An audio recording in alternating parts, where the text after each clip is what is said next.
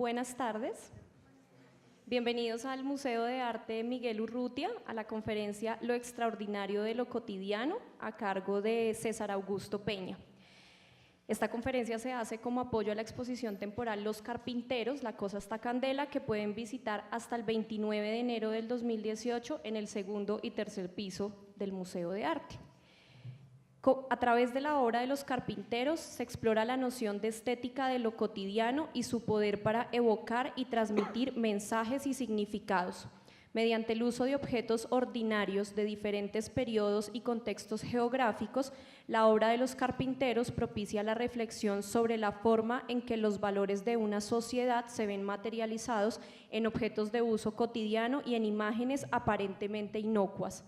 Esta idea se ilustra a partir de diferentes ejemplos tomados de la historia del arte y el diseño, que van desde el papel de la cerámica utilitaria y los grabados en la Europa protestante del siglo XVI, al papel de lo cotidiano en el llamado debate de la cocina entre Nixon y Khrushchev en el siglo XX. Estos ejemplos sirven como preámbulo y referentes históricos para entender el papel del objeto y la imagen en la obra de los carpinteros, cuya producción se entiende como un acto de resistencia y reflexión sobre lo que significa la adopción de la modernidad en las sociedades periféricas. Esto es la lucha permanente entre la persistencia de la tradición y los placeres de lo moderno, la lucha entre la ostentación y la precariedad, entre el sueño y la utopía moderna.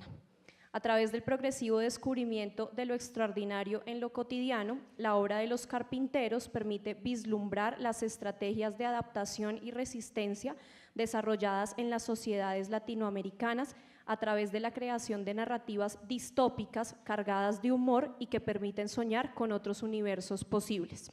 César Peña es profesor e investigador de la Universidad de los Andes, Facultad de Arquitectura y Diseño, área de Historia, Teoría y Crítica. Ha sido docente de la Universidad Nacional de Colombia y en la Universidad de Illinois. Su línea de investigación principal gira en torno al estudio de la ciudad, sobre la cual plantea preguntas en relación con el papel de la estética de lo cotidiano, el patrimonio, la identidad visual, la geografía humana y el paisaje urbano en las ciudades latinoamericanas. La búsqueda de respuestas a sus preguntas de investigación se basan en el estudio de producciones culturales, tales como fotografías, mapas, grabados, pintura, escultura, monumentos, arquitectura y objetos cotidianos, entre otros. En sus escritos más recientes propone la reflexión sobre el papel de la imagen, la mirada y la estética como elementos fundamentales en la negociación del espacio urbano. Muchas gracias, César. Bienvenidos. A ti, muchas gracias. Buenas tardes. El texto sobre el cual voy a basar la charla lo pueden encontrar una versión corta en el catálogo de los carpinteros. Esta es la versión ampliada. Esta es cuando escribí por primera vez el texto y me pasé como en 3000 palabras. Después me tocó editarlo. No se asusten que no es tan largo. No, simplemente es una versión ampliada, una versión un poco más extensa en donde me tomó el tiempo para elaborar sobre varias de las cosas que Diana acaba de mencionar en la presentación de la charla. Voy a estar haciendo la transición entre el texto y un poco conversado en algunas partes, dependiendo de la diapositiva que estemos viendo. Y con esto paso la...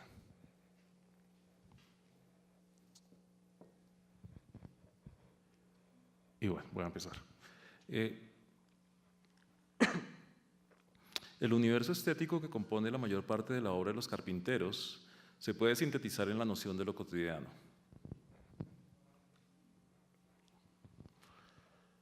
En la historia del arte, seguir la pista a esta noción permite ayudar a comprender los cambios en la forma en que las sociedades se han relacionado en el espacio inmediato a través de la materia y los métodos para su transformación. Para entender esta idea, en la obra de los carpinteros, es necesario remitirse a su contexto histórico y geográfico, en donde es frecuente encontrar la mención a sus orígenes como colectivo de artistas durante el llamado periodo especial en Cuba.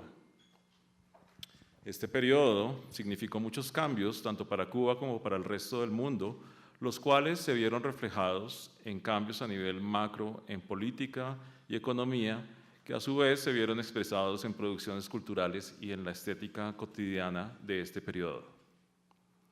En el caso cubano, el paisaje que emergió en la década de los 90 puso en evidencia los ciclos repetitivos de dependencia, independencia, pero también puso en evidencia una brecha notoria con respecto a la producción material de Occidente. No sé si todos están familiarizados con el término periodo especial en Cuba. Las imágenes que utilicé aquí para ilustrar esto dan cuenta de algunas de las características que historiadores como Philipp Brenner, por ejemplo, han resaltado sobre este periodo en el que, y cuando quería explicar dos cosas, el periodo especial y cuando hablo de ciclos de dependencia e independencia en el texto, quisiera también hacer una referencia un poquito más amplia de esto. Los periodos de dependencia e independencia se refiere a que Cuba, esto es lo que plantea una de las hipótesis que plantea Brenner en su texto, es que Cuba nunca fue realmente dependiente sino a partir de la década de los 90. ¿Por qué? Porque primero, ustedes saben, era dependiente del Imperio Español. Después, durante casi 50 años, durante casi medio siglo aproximadamente, estuvo dependiente de los Estados Unidos hasta 1958-59, con el triunfo de la Revolución Cubana, que igual va a seguir con otro ciclo de dependencia de la Unión Soviética, principalmente derivado de la venta del azúcar. Ellos necesitaban de estas grandes potencias para vender este producto principal. Así que a partir de la década del 90, lo que se conoce como el periodo especial es este periodo crítico en donde pues ya no van a tener el ingreso estable derivado de la compra del azúcar, sino que van a estar dependiendo de otras dinámicas. En lo que se ha resaltado en algunos casos por varios historiadores y autores que trabajan sobre el tema de Cuba y América Latina es que muchas de las cosas que supuestamente habían sido logros de la revolución son procesos que se reversaron. Entonces ha sido muy mencionado el caso de las jineteras y de los pingueros, que son como esta prostitución en diferentes niveles que se da a partir del periodo especial, a partir de los 90s, pues como estas estrategias de adaptación y de lo que llamaríamos en Colombia el rebusque. Cierro el paréntesis. Paralelo al imaginario que en el mundo se empezó a difundir sobre Cuba en los años 90, sus paisajes urbanos y rurales, sus contrastes y sus múltiples capas arquitectónicas, el arte cubano empezó a adquirir mayor visibilidad. El éxodo de artistas cubanos a México, Miami y Nueva York dio mayor notoriedad a un conjunto de los artistas conocidos como la generación de los 80, que pasó a ser parte del conjunto de propuestas provenientes de la llamada periferia. Y hago el símbolo de comillas con la periferia porque sabemos que este término ha sido muy cuestionado, incluso puede llegar a entenderse como un término políticamente incorrecto. Pero cuando hablo de periferia también quiero que sepamos que estoy hablando, lo voy a utilizar temporalmente para referirme a estas sociedades como la nuestra, como la mayor parte de América Latina que no estuvo dentro del mainstream de lo que pasó con la modernidad industrial en Europa y en Estados Unidos principalmente. Los artistas cubanos en el exilio pertenecientes a esta generación se vieron frente al dilema de renunciar a las características formales inacabadas y a veces toscas de su trabajo, con alta carga de crítica política que les había garantizado el reconocimiento internacional, en la medida en que coincidía con las expectativas que la crítica y el público en general podía tener sobre el arte de este país, para planear propuestas más acorde con las tendencias del mercado del arte, en este momento particular, principalmente en las galerías de Ciudad de México, Monterrey y Miami. En contraste, la generación de los 90, a la cual pertenecen los carpinteros, se enfrentó con un panorama desolador generado por tensiones que iban desde el ámbito político hasta el de los círculos culturales, y fue justamente en medio de este ambiente de tensión donde en un taller realizado en 1992 en el Instituto Superior de Artes de La Habana se planteó a los participantes una reflexión sobre el papel del arte en la situación particular de Cuba durante los primeros años de la década del 90. La generación de artistas cubanos del 90 optó por mirar hacia adentro y pensar local sin perder la perspectiva global, pensando el arte como un oficio que se debe a la comunidad, en donde el quehacer debía ser el centro de la práctica y la reflexión. La idea de dirigir este proceso de autorreflexión a través del recurso a los oficios manuales tradicionales de la isla dio un sello característico a la propuesta de los carpinteros, en la cual la idea de lo cotidiano se situó en el centro de esta. El contacto inevitable de los carpinteros con la cotidianidad congelada de años de esplendor prerevolucionario en la calle Obispo de La Habana Vieja me dio su mirada y aproximación a una versión particular de la modernidad. La reflexión planteada a través de su obra nace en buena medida del contacto directo y del préstamo que hacen de esa modernidad ajena de la vieja oligarquía cubana. Los referentes para la creación del arte occidental y buena parte de las cosas que hoy en día se ven como eventos inusuales en los museos formaron alguna vez parte de entornos cotidianos, desde utensilios, frutos, paisajes y estructuras arquitectónicas. El arte hizo uso de estos referentes para la creación de obras artísticas. Sin embargo,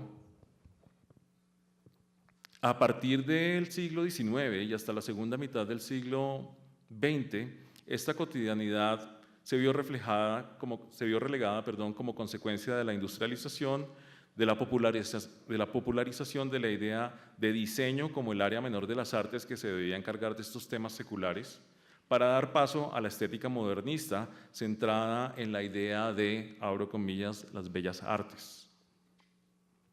Actualmente, la reflexión sobre la estética de lo cotidiano abarca una gran variedad de experiencias de la vida cotidiana y es un término que, de forma sencilla, se puede entender como todo aquello que es susceptible de generar información, placer y experiencia a través de los sentidos.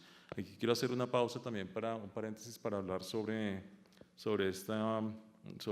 este resaltado o las comillas que les señalé hace un rato de la idea de diseño como el área menor de las artes que se debía encargar de estos temas seculares para dar paso a la estética modernista centrada en la idea de las bellas artes. De manera casi reduccionista y muy rápida lo voy a expresar y voy a hacer la diferencia porque esto digamos que es una discusión permanente en las escuelas de arte y diseño. Muchas veces están juntas, muchas veces diseño está con arquitectura, como es el caso de la Universidad de los Andes, pero la discusión que se da muy frecuentemente es cuál es la diferencia, o sea, dónde se establecen los límites, por qué pasa esto. Hay una explicación que he encontrado yo satisfactoria y simple, y es en un momento determinado hacia finales del siglo XVIII, dentro del esquema que empezamos a llamar la modernidad industrial. Ustedes saben que todo este esquema está basado en el método cartesiano, en el racionalismo absoluto, y a partir de la Ilustración en el siglo XVIII, digamos que ese es el modelo de pensamiento imperante. Ese modelo de pensamiento estuvo vigente durante todo el siglo XVIII, todo el siglo XIX, la última parte del siglo XVIII, perdón, durante todo el siglo XIX, y a comienzos del siglo XX se empiezan a presentar resistencias claras sobre este tipo de pensamiento, particularmente a partir de la escuela de Frankfurt, con el discurso famoso inaugural de Horkheimer en 1904, donde se empieza a cuestionar y se empieza a hablar de algo que contemporáneamente se conoce como la teoría crítica. Y aquí vamos a diferenciar dos tipos de teorías. La teoría tradicional, que vendría a ser esta teoría que se desprende del pensamiento ilustrado, del racionalismo, y la teoría crítica, que es una teoría que cuestiona el proyecto moderno y que es una teoría de donde se van a desprender el postestructuralismo, el poscolonialismo, el feminismo, todas las teorías contemporáneas del siglo XX que caracterizan la producción académica contemporánea. Y lo que conocemos como teoría tradicional es todo lo normativo, todo lo que lleva a que el modelo económico funcione. Entonces, dentro de ese marco de esas dos teorías, podemos entender la bifurcación y la separación que se da entre arte y diseño. Espero que haya sido clara, si no al final en la sesión de preguntas y respuestas podemos elaborar un poquito más sobre este tema. La mirada entonces que propongo en esta conferencia hacia la obra de los carpinteros se ubica desde la orilla teórica de la estética de lo cotidiano, en donde se asume que en las experiencias estéticas ordinarias de la vida diaria hay instalada una gran capacidad para transmitir ideas, para configurar significados, para plantear preguntas existenciales y para cuestionar la estabilidad de nociones aparentemente estáticas. La mirada propuesta sobre la obra de los carpinteros a través del lente de la estética cotidiana pretende propiciar una reflexión sobre el papel que la experiencia estética en la cotidianidad juega en la configuración del sistema de valores sociales expresados visual y materialmente, así como la reflexión sobre el papel del arte y la cultura en momentos de crisis y transición. Como ejemplo y puntos de partida, iniciaré hablando de dos momentos históricos de alguna manera relacionados con Cuba, sucedidos en el periodo inmediatamente anterior al periodo especial, durante la Guerra Fría. Los ejemplos van a mostrar cómo el debate ideológico no se queda en la esfera puramente política, sino que se traslada de la cotidianidad y al entorno doméstico. Sino que se traslada a la cotidianidad y al entorno doméstico, como se puede ver en los dos ejemplos que vamos a ver a continuación, el debate de la cocina y el tour de la Casa Blanca de Jacqueline Kennedy. El debate de la cocina entre Nikita Khrushchev y Richard Nixon y el tour de la Casa Blanca.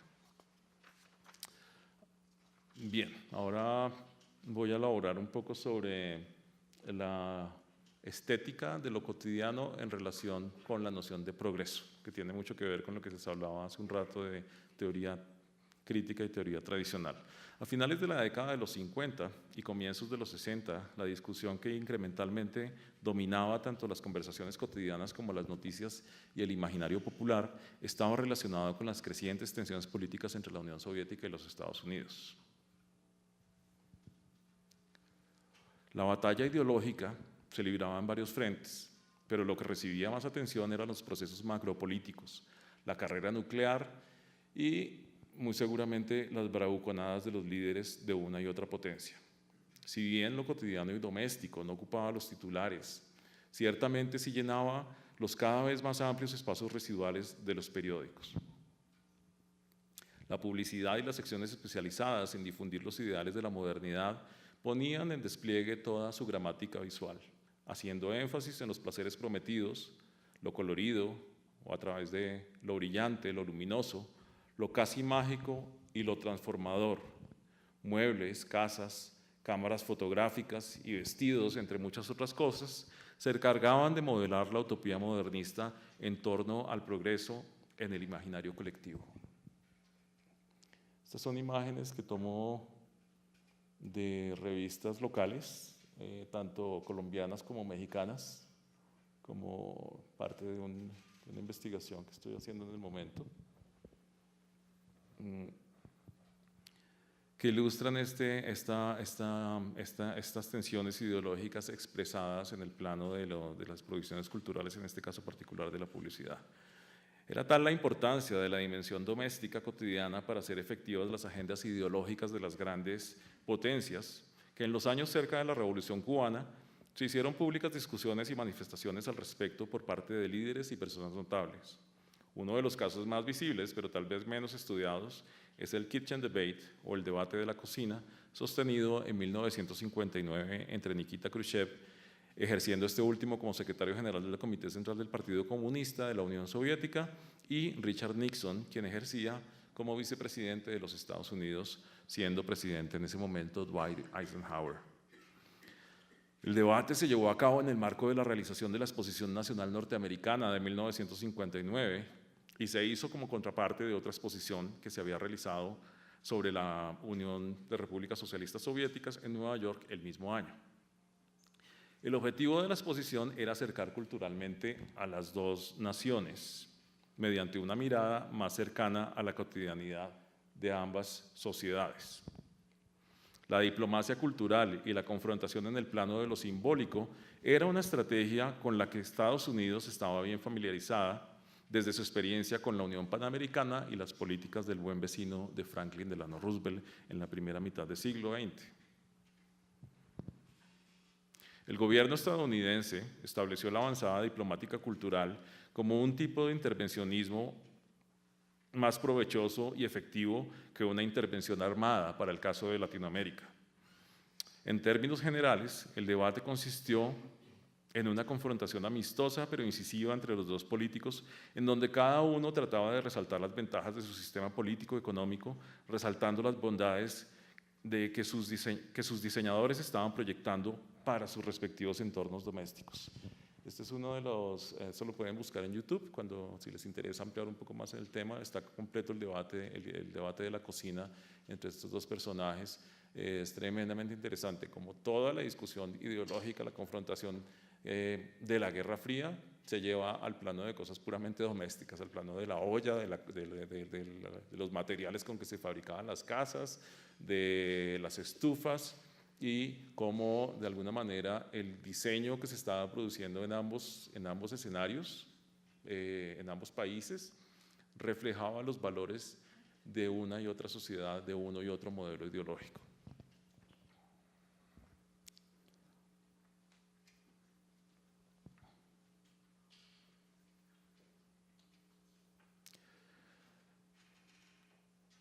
Los lavavajillas, los baños, los utensilios de cocina, los electrodomésticos constituyeron el pretexto para discutir asuntos de género, de economía laboral, estilo de vida, gusto, bienestar y progreso. Les decía que es muy divertido además oír el debate porque hablan justamente de lo que estaba mencionando, de economía laboral, de género, hablan de cuáles esposas son más felices, si las esposas de los soviéticos o las esposas americanas. Entonces toda esta confrontación que veíamos aquí en la propaganda se lleva a cabo también en ese debate de la cocina. No hablé de estas imágenes, pero son imágenes que básicamente muestran cómo, por ejemplo, a la izquierda está el músico en las calles de Nueva York, completamente infeliz, y al lado derecho está el músico en los grandes salones de concierto de Moscú o de cualquier otro sitio. Y lo mismo aquí, también vemos como dos trabajadores en donde uno está completamente oprimido, en cambio el otro se realiza a través del proyecto del trabajo como una realización personal, no solo como una tarea. Eso es un debate interesante que es muy interesante ver a través en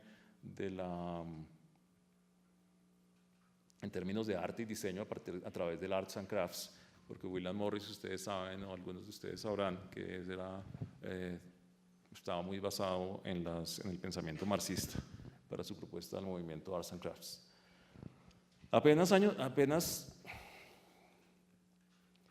Apenas 3 años después del debate de la cocina y un año antes del asesinato de su esposo, Jacqueline Kennedy realizó lo que terminaría siendo un taquillero tour documentado en video por la cotidianidad de la Casa Blanca.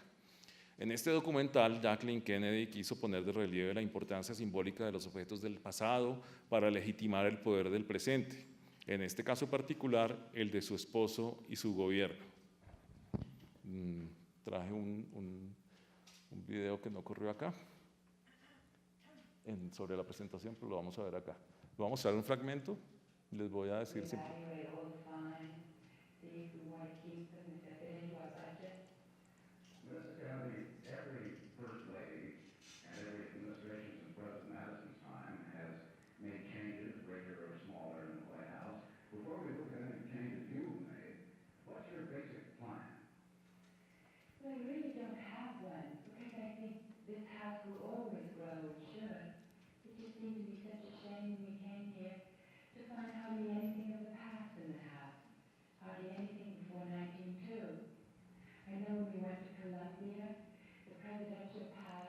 Sí, está mencionando a Colombia. Dice que le están preguntando por todo el tema de la decoración interior y las decisiones que tiene que tomar al respecto, que cuál es su aproximación con respecto a las reformas, porque ese era un proyecto de restauración de la Casa Blanca. Entonces aquí empiezo a responder. El ejemplo que pone es la visita que había hecho con su esposo a Colombia, y habían estado en el Palacio Presidencial, pero yo creo que estaba hablando tal vez de la Quinta de Bolívar.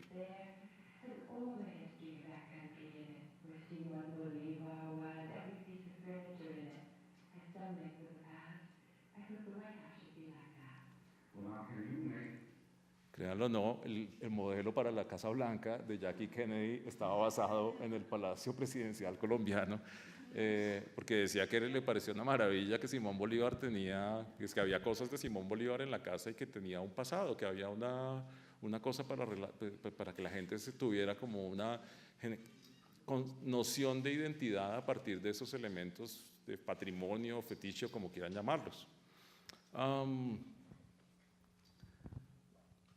Esta idea la reforzó haciendo mención, continúa el texto, a su reciente visita al Palacio Presidencial colombiano, el cual, según ella, estaba lleno de historia y constituía un ejemplo a imitar por la Casa Blanca. La centralidad de los objetos y las imágenes cotidianas en estos dos ejemplos revelan lo estratégico del plano doméstico para hacer partícipe al público en la discusión sobre asuntos de Estado. Por una parte, Khrushchev y Nixon discuten sobre el papel de la mujer en la sociedad, sobre las ventajas de uno u otro sistema económico, sobre el bienestar de la mano de obra, sobre la durabilidad de los materiales, haciendo una analogía con la arquitectura y el diseño del equipamiento para las casas. Y por otra parte está Jacqueline Kennedy, quien busca promover una mirada al pasado con el objeto de consolidar una identidad nacional mediante la sacralización de la historia y los objetos que la representan. Ese es el video que no corría desde acá. Todos, Kennedy, Khrushchev y Nixon, encuentran eco a sus valores y forma de pensar la sociedad en la que vivían a través del espacio y las imágenes y los objetos cotidianos. Todos estaban conscientes de una u otra forma de la manera en que estas producciones culturales podrían reflejar, consciente o inconscientemente, directa o indirectamente, los valores y creencias de quienes las produjeron, vendieron y consumieron.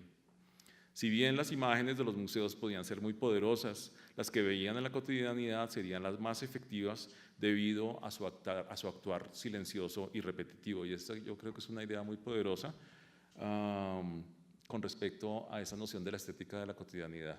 Y es quienes trabajan sobre la teoría de la estética de la cotidianidad hablan de, establecen un paralelo y dicen que es más poderoso, algo que actúe silenciosamente con lo que usted está en contacto cotidiano todos los días, o una experiencia muy conmovedora que usted pueda ver en un museo como este museo, como una iglesia, ¿no?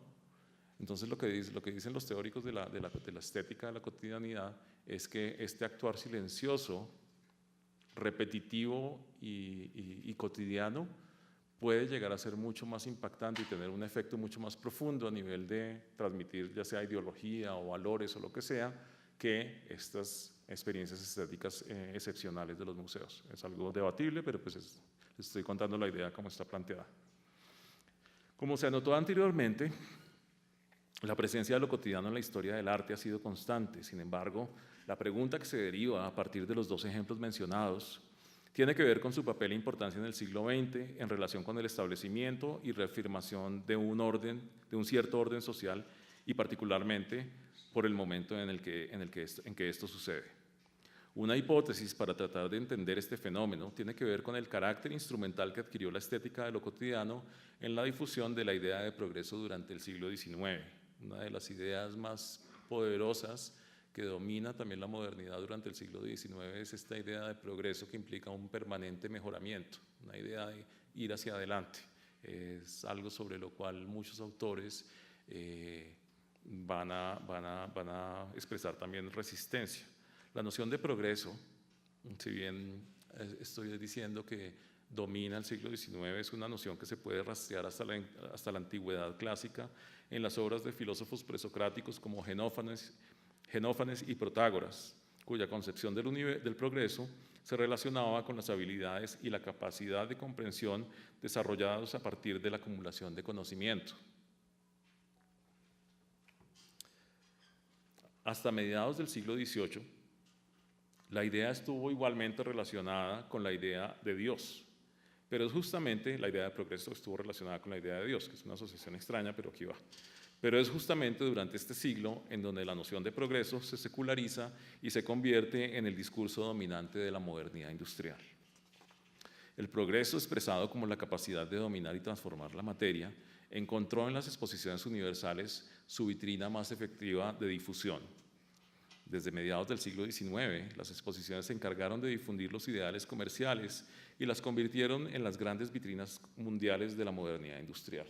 Esta es, por cierto, una imagen que sale de la revista Estampa de 1939, en donde para promocionar los carros Ford vendidos por el concesionario local Casa Toro, utilizaban la imagen del pabellón diseñado por Walter Teague para la compañía Ford en la exposición mundial de 1939 en Nueva York. Las estrategias utilizadas para la puesta en escena de la modernidad industrial a través de las exposiciones fueron diversas, pero sin lugar a dudas, la promesa de domesticar la modernidad a través de los productos que allí se adquirían fue la más efectiva. A través de la historia de estos eventos se puede ver un constante cambio de escala en procesos industriales hacia lo doméstico, como la imprenta se racionalizó, se le cambió la escala y se convirtió en la máquina de escribir, ¿no? Hay un cambio de escala y quiero que tengan presente esto, porque aquí ya estoy haciendo conexiones clarísimas todo el tiempo, pero aquí ya seguramente si ya vieron la obra de los carpinteros ya sabrán que el cambio de escala es un recurso permanentemente utilizado por ellos. La imprenta, la máquina de escribir, o el telar a la máquina de coser. Otro ejemplo puede ser la experiencia diseñada por Norman Bel Geddes para el pabellón de la General Motors en la misma exposición de 1939, conocido como el Futurama. Por medio de esta puesta en escena, Geddes no solo acercó perceptualmente al público mediante la vista y el tacto, sino que le permitió soñar con el estilo de vida que podría tener.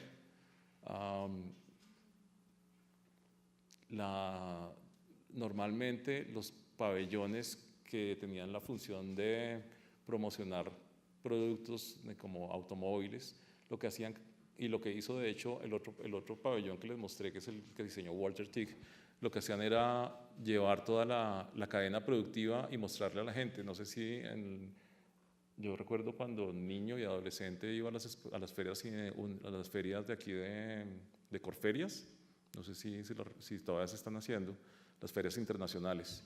Y muchas de las empresas dejan ver el detrás de cámara, como el detrás de cámara de cómo se hacen sus productos, y esto era un recurso muy frecuentemente utilizado por los diseñadores de exposiciones. Lo que hace Norman Bel Geddes es muy revolucionario, muy vanguardista más bien, y es que él no muestra los carros en ningún momento, sino muestra es cómo sería la vida si todo el mundo utilizara carros. Entonces se basa en crear esta maqueta gigantesca, y él, por medio de esas sillas y de todos estos paneles y estos displays, él controla la mirada e incluso la postura de cómo quiere que la gente entienda lo que es el modelo de vida que está planteando. Por medio de esta puesta en escena, Geddes no solo acercó perceptualmente al público mediante la vista y el tacto, sino que le permitió soñar con el estilo de vida que podría tener. El cambio de escala y la relación cercana con el cuerpo permitió que a través del tacto se desarrollara una relación más íntima con el universo doméstico. A diferencia de la experiencia en los museos, la estética cotidiana prometió y ofreció placeres inmediatos y multisensoriales, junto con la certeza de la posesión total del objeto, porque se podían comprar además las cosas, ¿no? El tacto ciertamente jugó un papel fundamental en la producción comercial de finales del siglo XIX y primera mitad del XX, y muchos de los inventos y producciones culturales que circulaban en las ferias involucraban este sentido.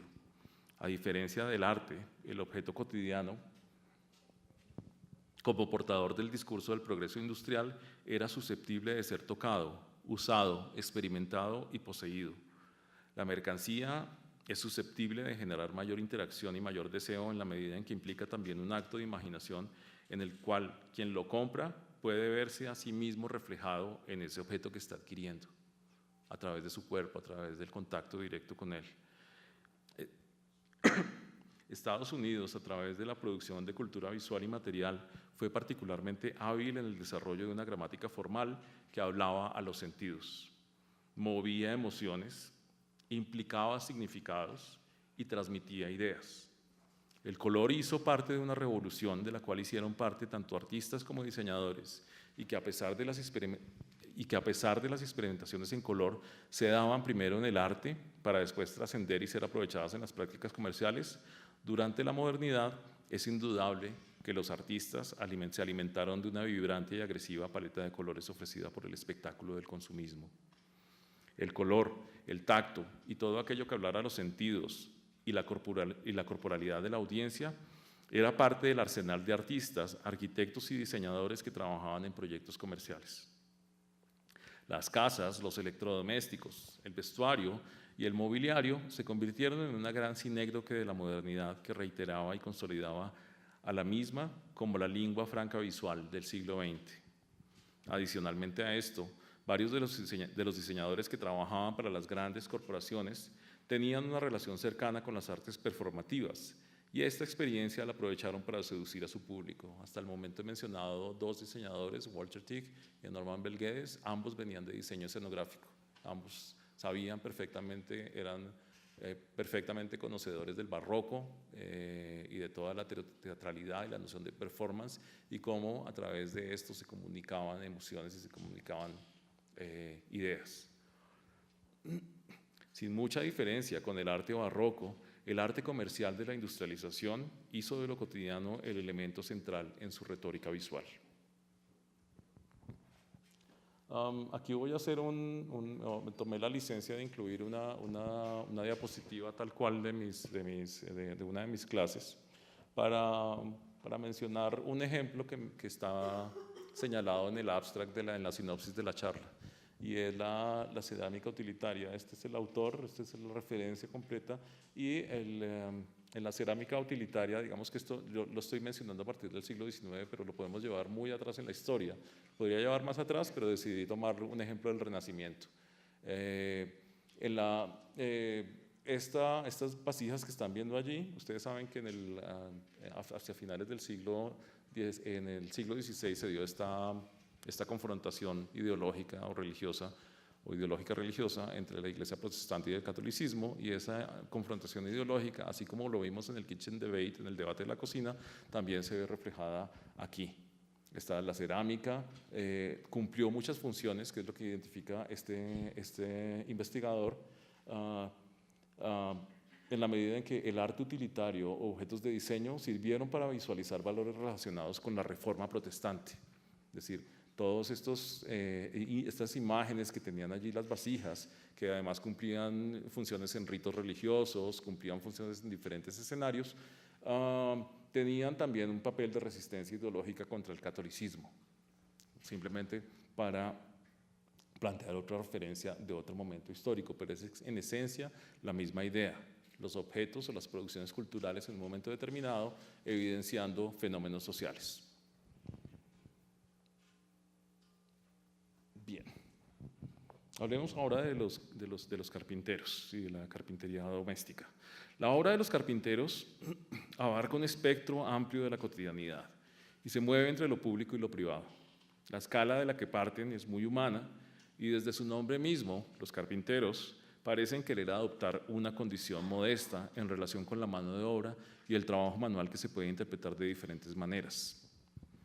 Al tiempo que reconocen la tradición artesanal, implícitamente aceptan la escala jerárquica heredada de la colonia, también hacen referencia al obrero empoderado de la revolución. En su caso, el poder lo ejercen a través de la mirada y la recepción no pasiva de los diferentes niveles de discurso que subyacen en la cultura material de la isla. La mirada que revela la producción artística de los carpinteros es un acto de humildad y de aceptación de las condiciones históricas que les tocó vivir, pero también la ejercen como un acto de resistencia, tal vez no política, pero sí existencial. Su mirada autocrítica se deriva de un permanente contacto con la arqueología de la isla que los lleva a un permanente proceso de curaduría de la cotidianidad, buscando darle un sentido a su propia existencia y a la de la sociedad a la que pertenecen. Esta permanente búsqueda de sentido de su entorno se lleva a cabo a través de la producción de patrones de pensamiento que los lleva a la experimentación con los materiales y con sus valores formales, es decir, con aquellos elementos que hacen los objetos deseables. Los materiales, técnicas y estrategias usadas difieren de una obra a otra, pero aún así es posible identificar constantes en su búsqueda formal y conceptual en los cambios de escala, en la alteración de las propiedades físicas de los materiales, que es algo que seguramente ya pudieron ver en las obras que están en la exposición, o si las van a ver pues para que lo tengan presente, en la descontextualización de objetos y espacios, ¿no? Sacar las cosas de contexto también las pone de relieve, las resalta, le añade valores formales, en la creación de secuencias repetitivas y en el juego con la estabilidad semántica de códigos sólidamente establecidos, como los de la publicidad, la arquitectura, el diseño, la forma y la función. Un caso clarísimo es, estas dos piezas quiero aclarar que no están, creo que me contaba el equipo de curaduría que no la habían incluido en la muestra por pedido expreso de los artistas, pero hacen parte de la colección del banco. La pueden ver allí a la entrada de la Casa Republicana, entre la Luis Ángel y la Casa Republicana, ahí está la granada de mano y esta que se llama Counterparty, que la pueden encontrar en la colección permanente del Banco de la República, pero que ahorita está montada en la Casa Republicana. Es que estoy tratando de recordar la exposición, ¿cómo se llama? Es como una retrospectiva de la colección, ¿cierto? Es la colección de arte contemporáneo. Ok. En la Casa Republicana, en la colección de arte contemporáneo. La pueden encontrar la de Counterparty, que es una acuarela de formato grande. Su obra, la obra de los carpinteros, es una representación de un paisaje que necesariamente remite a la geografía y a la historia social, política y cultural de la isla, pero que no se supedita exclusivamente a ella. El paisaje resultante remite al concepto de heterotopía de Foucault, el cual también se puede ver en otros artistas cubanos como Carlos Garaycoa, con obras que representan el descubrimiento del espacio, el objeto y la imagen en escenarios no hegemónicos. A pesar de la carga ideológica implícita en el debate de la cocina y el largo alcance que este y otros debates de la Guerra Fría pudieron llegar a tener en la historia no solo de Cuba, sino de toda Latinoamérica, los carpinteros logran desactivar la carga y desarmar, depurar y descolonizar la cotidianidad mediante un trabajo cuya minuciosidad hace honor a la exquisita tradición artesanal cubana alrededor de la producción de cigarros o de cajas de cigarros, o ambas cosas. Con la meticulosidad de un carpintero de cajas de cigarros, el método de un arqueólogo y la exactitud de un semiótico de la imagen, los carpinteros instalan un juego de contradicciones semánticos que problematiza el entendimiento de objetos emblemáticos del paisaje de la modernidad industrial del siglo XX. El proceso de cambio de escala mediante el cual la modernidad colonizó los espacios domésticos, de lo que hablábamos hace un rato, de cómo la imprenta se convirtió en la máquina de escribir y el telar en la máquina de coser. Este proceso es reversado o revertido como un acto de reclamación de soberanía sobre las diferentes capas arqueológicas que conforman el régimen visual de la Cuba contemporánea. El cambio de escala que utilizan en obras como Granada de Mano, que la vimos ahorita, la piscina olímpica, las gafas de prescripción, la piscina olímpica aquí está, las gafas de prescripción o tatuaje, en apariencia deshumanizante al desconocer la relación antropométrica con el objeto, en realidad lo que hace es humanizar el objeto y cuestionar su funcionalidad, así como reelaborar su significado proponiendo nuevos niveles de experiencia. El recurso a la tradición cubana de humor negro genera múltiples intertextualidades que logran recurriendo al cambio de escala y a la alteración de las propiedades de los objetos. Esto genera lo que Herkenhoff denomina una risa discreta. En su búsqueda, denomina una, abro comillas, risa discreta, cierro comillas, en su búsqueda por reafirmar el carácter heterotópico de la modernidad latinoamericana. El humor negro y el sarcasmo surgen en momentos en que una sociedad es capaz de reconocer la violencia implícita en sus inercias históricas, pero también en el momento en el que reconoce su incapacidad para detenerlas. El gran momento histórico de la obra de los carpinteros consiste en su capacidad de identificar la violencia implícita en objetos e imágenes que en apariencia son banales e inocuos, pero también en descubrir que el acto de diseño de esos objetos constituye una oportunidad para cuestionar o para perpetuar esa violencia. De la misma manera en que Jacqueline Kennedy descubre los valores implícitos en los objetos, la preocupación de los carpinteros no es por la memoria nacional o el concepto de patrimonio o la identidad visual, sino por la negociación social que se puede hacer a través de la imagen. La cosa está Candela, nombre de una de las obras que a su vez da nombre a esta exposición, hace parte de una serie de piezas que se instalan sobre los códigos sólidamente establecidos de la publicidad, que a pesar de estar consolidado en el imaginario popular, es adulterado mediante la utilización de expresiones populares. Mediante la utilización de expresiones populares cubanas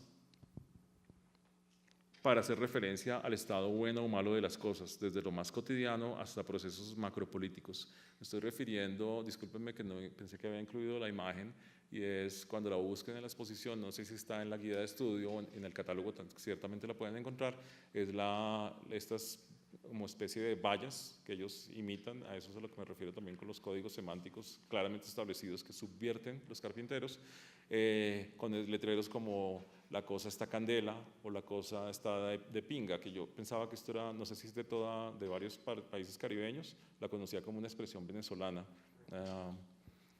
Se utiliza para decir, para hablar de algo que puede estar muy bien o que puede estar muy mal, es decir, un término, una expresión de estas muy características latinoamericanas que pueden tener múltiples significados.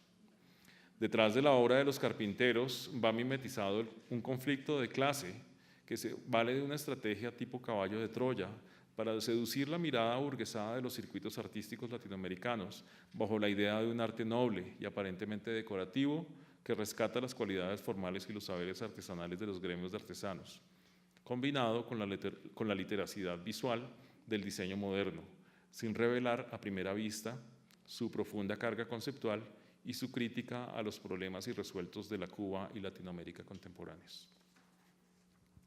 Eso es todo.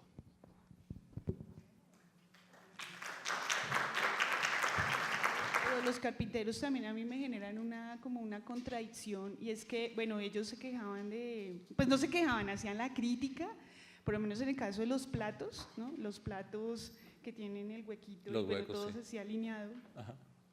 Y yo también pensaba, bueno, ya siendo artistas internacionales, ¿qué piensan del consumismo, no? Porque ellos cuestionaban que llevaban más de 50 años con los mismos platos, ¿no? Como parte del régimen pero también el consumismo, ¿no? No sé, ahí cómo la ven ellos o cómo…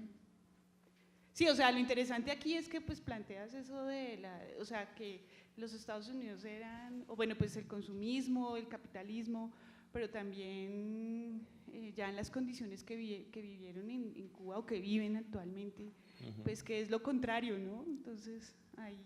Sí, yo creo que el arte cubano ha estado muy mediado también por eso, no solo el cubano, sino hablaba también de la generación de los 80s y cómo ellos, si bien salen con una propuesta muy politizada, de arte muy político, cuando llegan a estas galerías en Miami, México, pues empiezan a responder ya más a dinámicas del mercado, ¿no? No es exactamente lo que pasa con los carpinteros, pero creo entender lo que estás diciendo sobre la contradicción también, porque es al mismo tiempo este escenario de confrontación ideológica a través de la estética de lo cotidiano, en donde también uno puede ver que seguramente ellos cayeron seducidos también como por toda esta fascinación con este nuevo universo que se les abrió y todo este esplendor de la vieja oligarquía cubana, cosas con las que nunca habrían podido tener relación de otra manera, pues seguramente genera muchas contradicciones y bueno, ya ellos seguramente como artistas ahorita, como ciudadanos del mundo, pues porque estos son personajes que están moviéndose por todo el planeta, también ya son otra elaboración que de pronto alguien puede decir, no, pero estos tipos son súper consumistas o qué sé yo, ¿no? Por su cosmopolitismo, pero indudablemente lo que es interesante es ver como toda esa transformación y toda finalmente la configuración, pero también el cuestionamiento de una identidad visual que uno puede ver a través de su obra. Gracias. por tu comentario. Yo creo que valdría la pena. Espérate que vaya.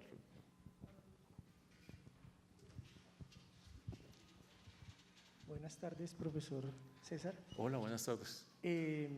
Mi pregunta va hacia unos referentes. Tú mencionabas los estudiosos de la estética cotidiana o los teóricos de la estética cotidiana.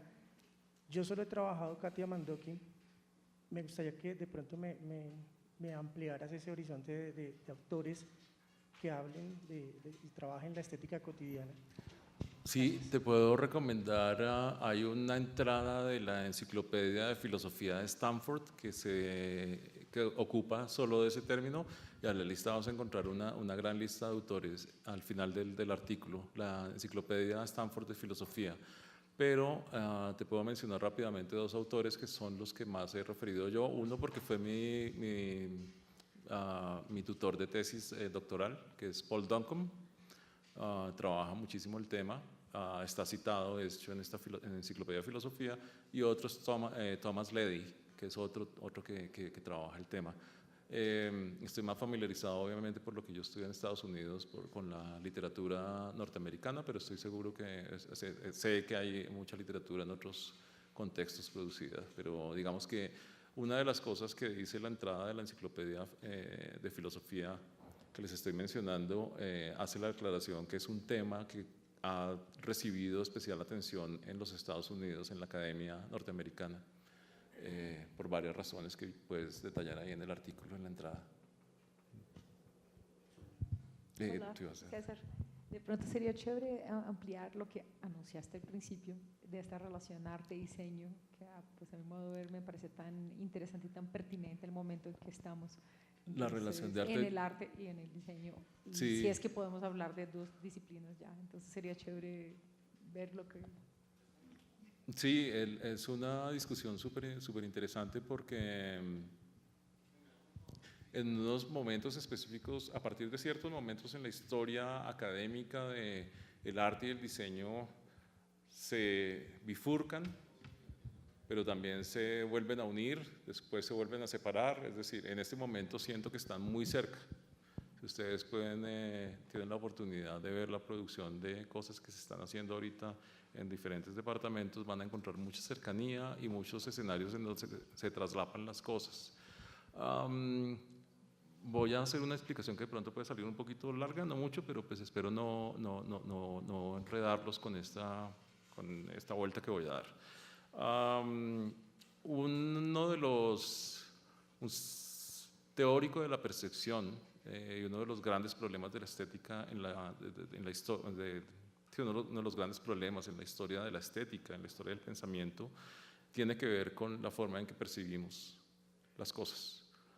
Eso es una discusión que se va muy atrás en la historia y es hasta la antigua Grecia. Por ejemplo, Platón, no sé si ya sepan esto, varios de ustedes, Platón desconfiaba muchísimo de los sentidos, porque él decía que no era una vía válida de acceso al conocimiento porque los sentidos fallan, ¿no? Que ahí yo percibo tu cara de una forma, pero tú la puedes percibir de otra forma, entonces tú entiendes que él está enojado, yo entiendo que de pronto no está enojado, sino que está confundido por lo que estoy diciendo, ¿no? Entonces los sentidos son confusos, los sentidos fallan, los sentidos son... Entonces esta discusión va y viene a lo largo de la historia desde Platón y Parménides en la antigua Grecia, sobre si los sentidos constituyen una vía válida de acceso al conocimiento. Rudolf Arnheim, que es uno de los teóricos de la percepción, tiene un textico corto que creo que se encuentran online sobre este tema, y habla de cómo esta noción va y viene, desaparece, aparece y desaparece, y en el Renacimiento, por ejemplo, la separación entre el proceso de pensamiento, entre la racionalidad y el pensamiento, entre la racionalidad y el pensamiento y lo sensible, no están separados, están unidos, están muy de la mano, pero es justamente con la Ilustración en donde empezamos a querer clasificarlo todo y separarlo todo, así como Linneo y como Buffon, los taxonomistas, uno sueco y el otro creo que francés, empezamos a querer todo meterlo en cajitas, ¿no? Y a abrir las cosas y mirarlas por dentro, las ranas, los conejos, los sapos, todo, y clasificar las cosas en reinos, familias, especies, subespecies y demás. Eso va con digamos, el personaje más prominente del pensamiento cartesiano, que es Descartes. Y en el plano de la estética, Kant va a establecer unos parámetros determinantes en lo que se va a llamar la estética modernista. Es una estética que va a primar los procesos, lo racional sobre lo sensible. Hay muchas caracterizaciones que hace Kant que se pueden hacer a partir de Kant sobre la estética, pero para hacer la historia corta, lo que se da allí desde la Ilustración, desde el siglo XVIII hasta la primera mitad del siglo XX, o buena parte del siglo XX, incluso diría yo como hasta mediados del siglo XX, es una separación entre lo utilitario. Como les decía, lo utilitario siempre estaba presente, ¿no? En la historia del arte, todos los objetos domésticos cotidianos utilitarios eran parte de la obra de arte. Fíjense que la producción moderna se va completamente en otra dirección, se abstrae, se superintelectualiza. Tal vez estoy siendo un poco reduccionista, pero pues esto es en el ánimo de explicar o de tratar de encontrar una respuesta a la pregunta sobre el arte y el diseño. Y es gracias a no sé si gracias, pero pues digamos que sí fue fundamental la producción de la teoría crítica. Como les decía antes, la teoría tradicional es lo que se deriva del pensamiento ilustrado y todo lo que conduce a la normatividad. Ejemplo, la economía podríamos entenderla como algo normativo, ¿cierto? Economía, uno aprende economía, es teoría económica. Uno aprende de Taylor, uno aprende de Ford, uno aprende de Keynes, uno aprende de, qué sé yo, de todos estos teóricos de Adam Smith, para que la sociedad funcione en el modelo capitalista industrial, para que las cosas marchen, ¿cierto? Pero lo que plantea la Escuela de Frankfurt a partir del discurso famoso de Horkheimer es que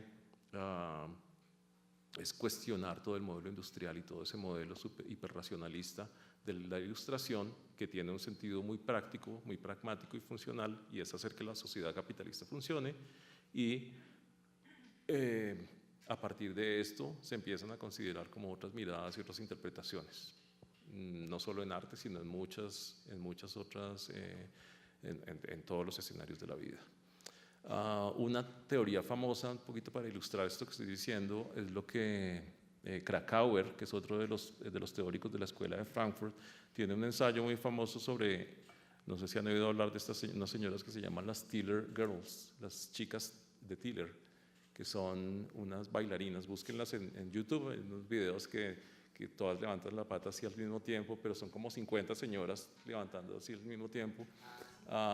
Y lo que plantea Krakauer es que, y ese es uno de los postulados más claros de Adorno y Krakauer en la Escuela de Frankfurt, y es que el modelo imperante del capitalismo industrial, la serialización, la repetición mecánica de movimientos, empieza a ser mimetizada, o las producciones culturales más bien empiezan a ser mímesis de esos movimientos mecanizados de la industria. Entonces, cuando ustedes ven a las señoras de las Tiller Girls bailando, es como ver una máquina funcionando. Entonces se vuelve como, cuando yo hablaba de la sinécdoque es una figura que los teóricos de la imagen tomamos prestada de la literatura, para hacer referencia a cómo una parte puede hablar del todo, ¿no? Una pequeña parte me puede dar a entender. No tengo que ver todos los vasos de agua para entender el agua, en fin. O sea, entonces la modernidad, les pongo un ejemplo, el Art Deco es un ejemplo clarísimo, y es cuando ustedes ven un edificio, que el más cercano que tenemos aquí tal vez es el Jorge Eliezer Gaitán, y la Biblioteca Nacional, más o menos, un Art Deco pobre, un poquito de escasos recursos, pero no es el edificio Chrysler. Pero cuando ustedes ven esos edificios, y ese lenguaje formal, y buscan un radiofilco de la misma época, se van a dar cuenta que es como si el rascacielos lo hubieran encogido. ¿No? Esa es la sinécdoque, ¿no? Usted, mirando el radiofilco, aprende sobre la modernidad en arquitectura y en grandes obras de ingeniería. Es una figura que es muy provocativa y que me gusta usar mucho. ¿Por qué estaba hablando de eso? Arte y diseño, sí. Entonces, el planteamiento que hacía la Escuela de Frankfurt y lo que se conoce como la teoría crítica a partir de ese momento, lo que hace es abrir la posibilidad a otros escenarios de pensamiento y a otras formas de pensar sobre la sociedad, y sobre todo a cuestionar el modelo imperante del capitalismo industrial. Y por ahí el arte y el diseño andan en esa dinámica de abrirse, de encontrarse, de abrirse, de encontrarse. Digamos que el diseño estaría mucho más dentro de la teoría tradicional, lo normativo. El diseño es el arte con un fin pragmático, que se venda, ¿no? ¿Para qué yo le pongo, para qué yo hago bonito este vaso o esta jarra? ¿No? Para que se venda, pero porque además hago 100 jarras más, porque necesito segmentar el mercado, porque necesito además satisfacer muchos gustos, necesito además generar ciclos de consumo, ¿no? Estoy aplicando la teoría normativa tradicional. Pero si yo hago las congas de los carpinteros, ¿no? Ahí está pasando algo, ¿no? Y estoy tal vez generando pensamiento crítico y está tal vez mucho más basado, pero fíjate que los dos lo mismo, con diferente sentido, se van en diferente dirección, pero en esencia son lo mismo para mí. Yo odio separar disciplinas, pues para mí las disciplinas creativas son las disciplinas creativas y el que decide es el que la usa. ¿Sí? Pero cuando cargamos la jarra de el lenguaje y de poética y de valores, ya no es solamente una jarra, es mucho más. Claro. Y lo bonito es, y era chévere pues elaborar un poco en este momento, ¿no? Esta división histórica que tú cuentas, sí, y qué es lo que está pasando y ver el momento en que estamos ahora, cómo podemos evaluar de aquí para adelante, ¿no? Sí. Esto, era más esto. La referencia yo mencioné 2 diseñadores, creo que mencioné más, pero a Norman Belguedes y Walter Tick, ambos diseñando pabellones de exposiciones. Fue de alguna manera una provocación en ese sentido, y es que ellos no tenían esta división disciplinar. Ellos eran unos tipos que hacían absolutamente todo. Ellos venían de diseño escenográfico, pero eran grandes pintores, eran unos personajes tremendamente interesantes. Lo que pasa allí, lo interesante de ese fenómeno, es que empiezan a utilizar todo ese arsenal de su gramática formal y su gramática estética, lo empiezan a utilizar en función del comercio. Esa es toda la diferencia. Pero los tipos eran unos súper artistas que podían haber seguido trabajando en otra línea. Allá había una pregunta. Buenas tardes. Buenas tardes. Respecto a la obra del avión del 2011, tenía una duda. ¿Es como una forma de cuestionar la funcionalidad o podría tratarse como como un choque entre lo primitivo y lo tecnológico? Es que eso fue lo que me llegó cuando lo vi. Ajá. Pero digamos, si bien es algo que hace parte de nuestro imaginario, digamos, las flechas, la avioneta, no es tan cotidiano como la pila de platos. Entonces tengo una duda si es como un cuestionamiento respecto a la funcionalidad o como un choque cultural. Yo creo que esa es una de esas situaciones típicas en las que los artistas se echan para atrás y empiezan a esbozar una pequeña sonrisita esperando a ver qué dice la gente de la obra de ellos.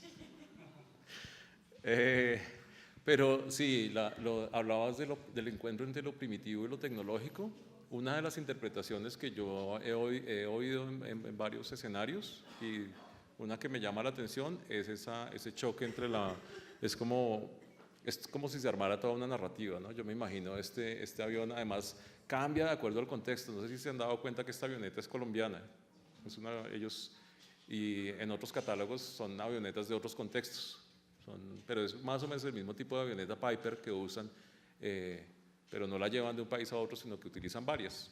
Entonces en nuestro contexto también cambia completamente la interpretación. Lo primero que yo pensé, por ejemplo, era que era una selva pasando, una zona selvática en donde le lanzaron flechas, pero las flechas de pronto no eran, no sé, no eran flechas, sino era metralla de un grupo guerrillero, de una avioneta que transportaba narcóticos. Pero eso es una interpretación. En otro contexto puede ser otra interpretación completamente distinta. Pero muchas interpretaciones han estado muy cercanas a lo que tú dices, como ese choque entre la premodernidad y la modernidad, ¿no? O sea, la aviación es por excelencia lo que permite controlar el paisaje, mirarlo desde arriba, hacer mapas, hacer la cartografía, tomar fotos aéreas, ¿no? Y por el otro lado está lo más conectado al territorio y lo más premoderno, que son estas flechas que están conectadas por la parte de abajo del avión. Pero, como les digo, no sé si me van a oír los carpinteros diciendo cosas sobre su obra que de pronto ellos ni siquiera imaginaron, pero no estoy tan descachado, creo yo. Y tú estabas muy cerca a la idea principal, o a una de las varias ideas que hay sobre la obra. Atrás. Yo sí. tengo el micrófono. Es que pues, usted habla de la teoría crítica y pues la teoría crítica, Marcuse, bebe del psicoanálisis y son pues, del marxismo, ¿no? Y es interesante la relación sujeto-objeto en la construcción de arte pues, de los carpinteros, ¿no?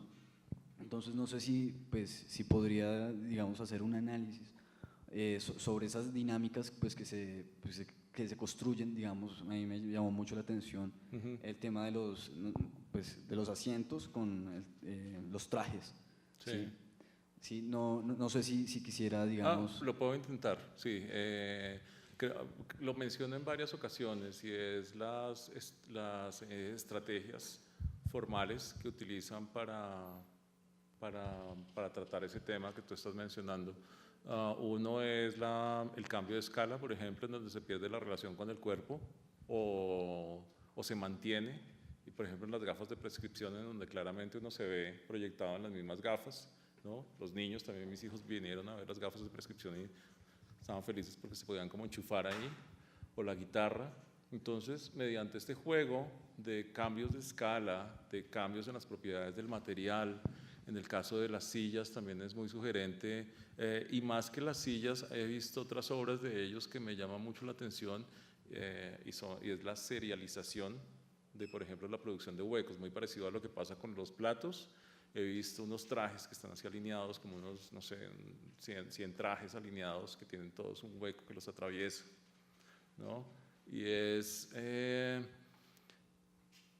la forma, de alguna manera, tanto en los platos como en esos trajes muy elegantes, unos trajes que no sé si son de diseñador, pero son unos trajes muy bien elaborados.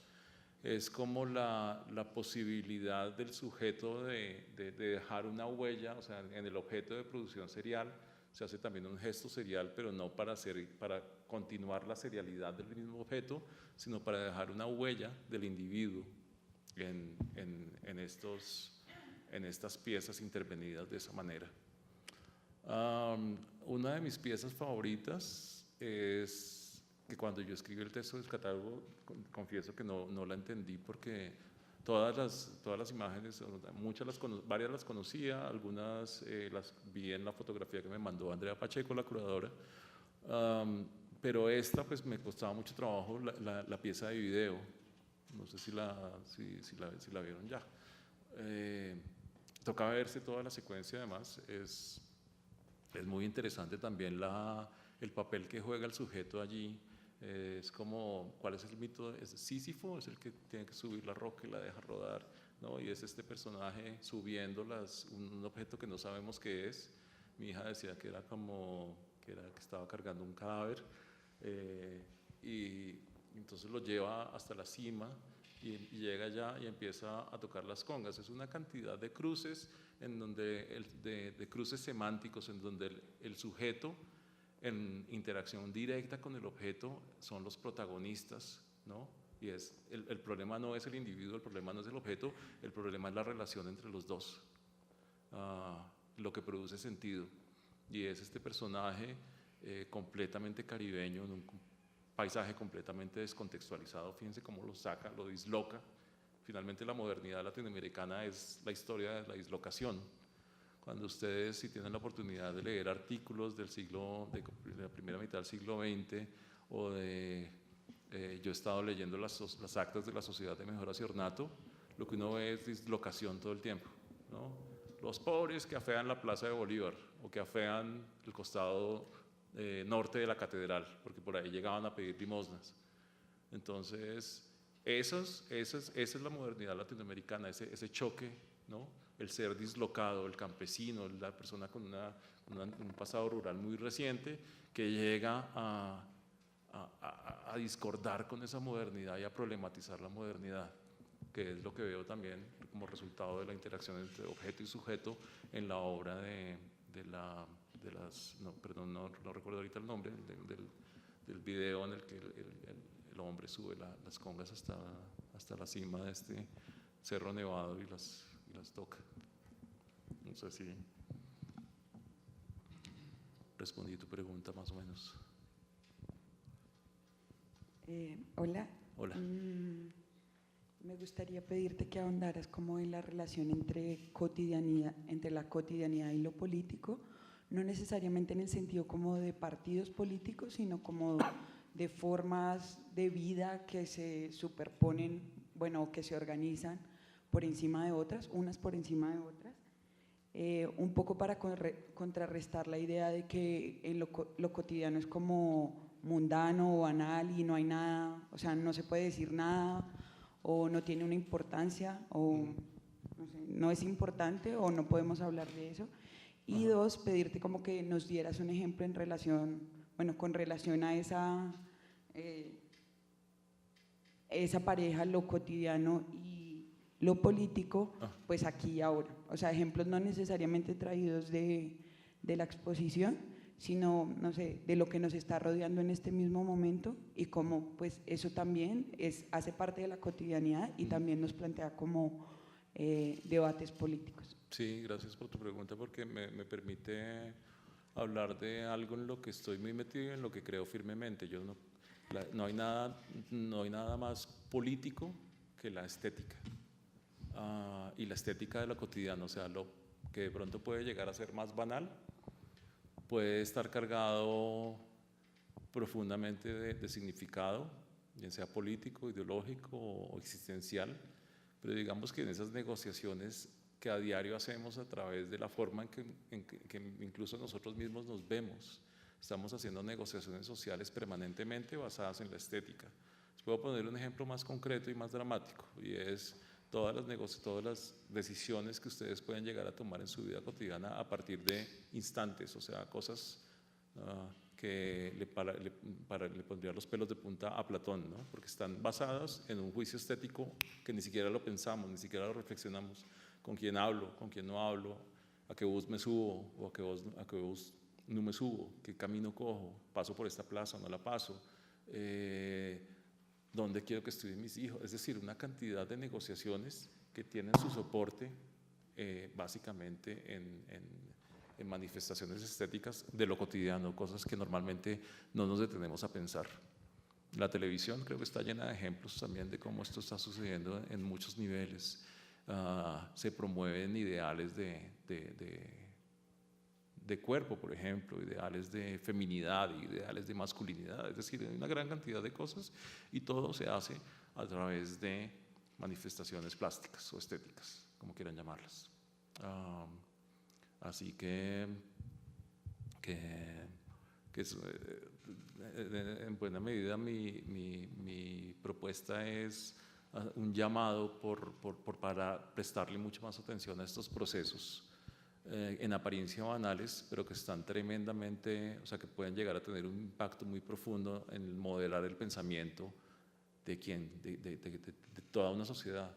Y lo digo principalmente porque yo creo que ahorita en esta sociedad que está haciendo un tránsito interesante hacia, no sé, el posconflicto, lo que sea que venga después de esto, yo creo que todas esas negociaciones pueden ser Es decir, todas estas consideraciones sobre la estética de lo cotidiano pueden ser muy sensibles porque, les cuento una historia cortica. Mi tesis doctoral, por ejemplo, plantea que la violencia que estalla finalmente en 1948 es una violencia que se cocina simbólicamente durante mucho tiempo, a través de lo que les decía, de esa dislocación, de esos conflictos en la cotidianidad que se resuelven a través de términos peyorativos o de miradas o de una serie o de códigos visuales, de códigos estéticos.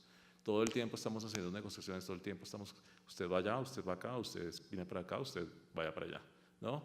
Entonces, esa violencia que finalmente está en el 48 fue una violencia que se configuró simbólicamente durante mucho tiempo de una manera muy viciosa, casi, diría yo.